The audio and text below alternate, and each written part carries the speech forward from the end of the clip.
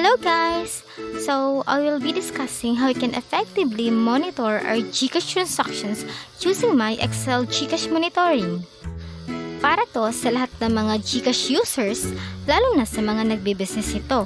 Mas madali niyong malalaman yung mga cash flow at even magkano na nga ba ang total ng charge fee niyo. So, let's start!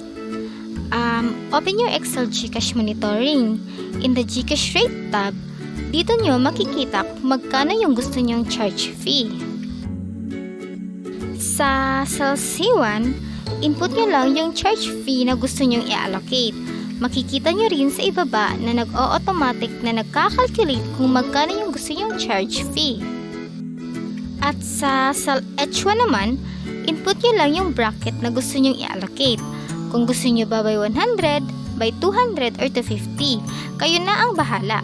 Makikita nyo rin sa ibaba na nag-o-automatic na nag-iiba yung bracketing niya. Take note po, ang lalagyan nyo lang ng amount ay yung cell C1 at cell H1. Huwag nyo lang gagalawin yung nasa ibaba kasi ginawan ko na po yan ng mga formula para mas mapadali yung recording natin.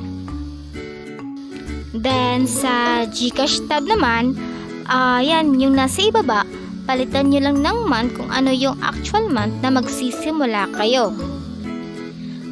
Itong format na to, dito natin i-record lahat ng mga transactions natin, mga inflows at outflows ng cash, like cash in, cash out, even fund transfer, load at pati na rin mga bills.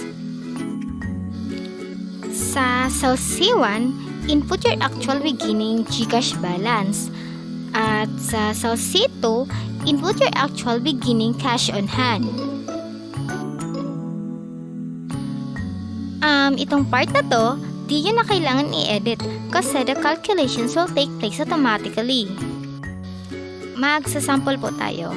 So, input nyo yung date, the name or particulars. Usually sa akin, 3 letters lang yung ini-encode ko.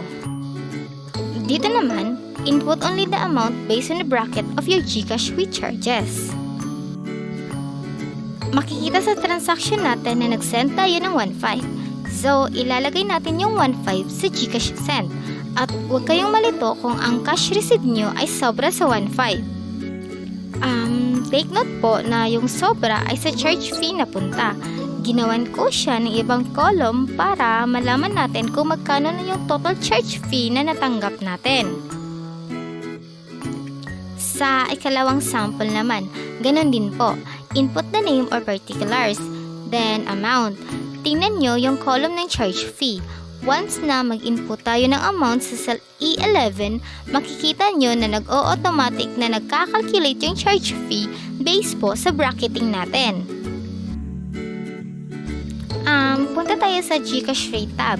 Makikita natin na ang 800 pesos ay nasa bracket siya ng 751 to 1,000 pesos at yung charge fee niya ay 20 pesos.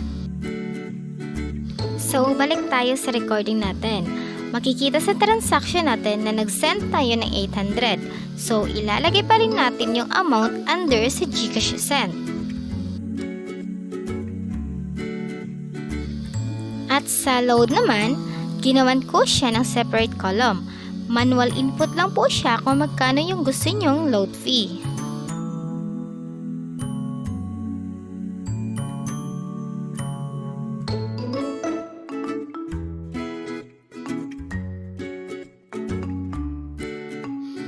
Another sample po tayo. Kapag nagpa-cash in kayo para sa GCash nyo, encode nyo lang siya directly sa GCash receive. Then my times na nagpapa-cash in or cash out yung parents at kapatid ko, hindi ko na hinihinga ng charge fee. So, ini-encode ko directly sa transactions yung amount. At para malaman natin na balanse yung charge fee at load fee natin, highlight nyo lang yung column ng charge fee at column ng load fee. Ayan, makikita natin na same total lang po siya. So, meaning, balanse po tayo. Yan na po lahat. Sana naintindihan nyo yung GCash monitoring ko. At huwag po kayong mag-alala if may makakalimutan kayo sa video na to. May guide po akong ginawa para pwede nyo pong balik-balikan at pag-aralan kung paano gamitin yung Excel GCash monitoring ko. Hanggang sa muli!